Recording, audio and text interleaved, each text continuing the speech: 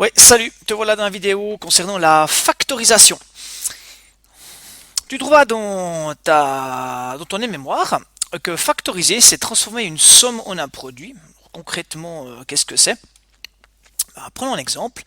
4x carré plus 2x, c'est une somme de deux monômes, du monôme 4x carré et le monôme 2x.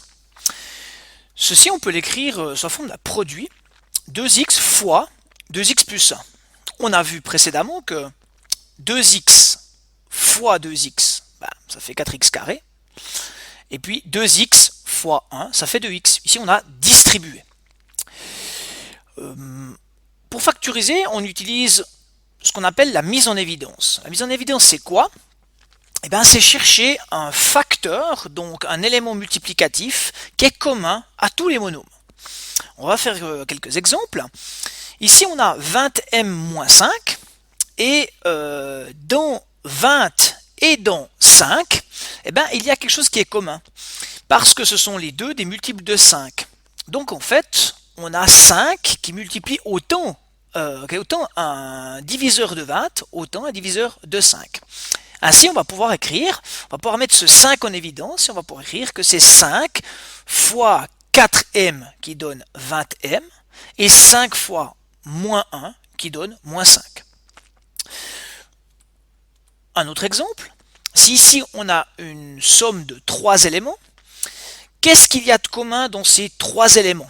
Eh bien ici on voit bien que dans celui-là il y a le x ici, il y a le x là, mais il y a aussi dans 9 3 fois 3, ici dans le 3, il y a bien 3 et puis il y a également 3. Donc on voit bien qu'il y a 3x dans chaque élément.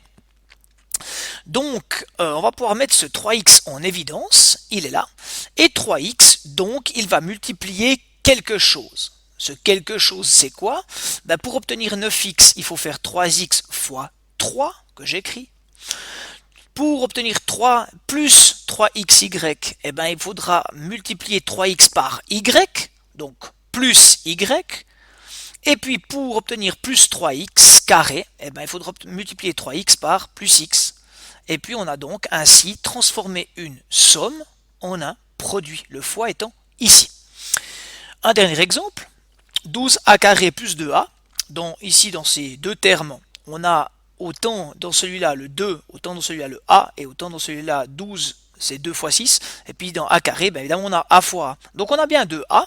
Ce qui est intéressant dans ce troisième exemple, c'est qu'on a carrément tout un des monômes qui est en fait à mettre en évidence. Ça nous donne 2a qui multiplie quoi? 6a pour obtenir 12a carré. Et puis 2a fois 1 pour obtenir 2a, et un plus ici, donc évidemment on a plus ici. On a donc traité un troisième exemple.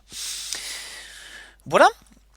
À noter que quand on met en évidence, il faut toujours rechercher ce qu'on appelle le facteur qui a le plus grand degré possible, mais aussi, pas seulement le plus grand degré possible, mais aussi le plus grand coefficient possible. On va prendre ici l'exemple. 12a carré plus 2a, on pourrait dire que dans ces deux termes, il y a a, et puis en fait, c'est tout à fait a fois 12a qui donne 12a carré et a fois plus 2 qui donne 2a. C'est tout à fait juste. Mais on va dire que ceci ne convient pas. On pourrait aussi faire 12a carré plus 2a, c'est aussi, il y a 2 là-dedans, donc on pourrait aussi écrire 2 fois 6a carré, ça fait bien 12a carré, 2 fois a, ça fait bien 2a. Ceci serait aussi possible, mais non, on va pas prendre ça, parce qu'on prend le plus grand degré, c'est-à-dire, oui, le degré c'est a puissance 1, donc le degré 1, oui, mais on prend aussi le plus grand coefficient, on les prend les deux, donc en fait, il va falloir prendre les deux. Il faut prendre le 2 et le A pour mettre en évidence. Voilà, ça c'est la base des conventions mathématiques. Lorsqu'on met en évidence, on prend toujours le plus grand degré, le plus grand coefficient possible. Voilà, j'espère que tu as bien compris la factorisation. À toi de jouer à présent. Si on résume, on peut dire que tu as appris en distribuant que 2 fois x plus 1, c'était 2 fois x, 2x, plus 2 fois 1, plus 2. Donc ici, ça c'est ce qu'on appelle distribuer. On passait de là à là, on a distribué. Et puis maintenant, on reprend, en fait, maintenant, pour factoriser, qu'est-ce qu'on fait? On prend les 2x plus 2, En fait, on repasse de l'autre côté, on reprend le 2 qui est dans les deux termes, et puis on écrit fois x plus 1. Cette égalité-là, c'est exactement la même que celle-là. Simplement, pour distribuer, on passe de là à là, et puis pour factoriser, on passe de là à là. Ainsi, factoriser, c'est, si on veut, un petit peu l'inverse de distribuer. Voilà, bonne chance et pour tes exercices, et à bientôt.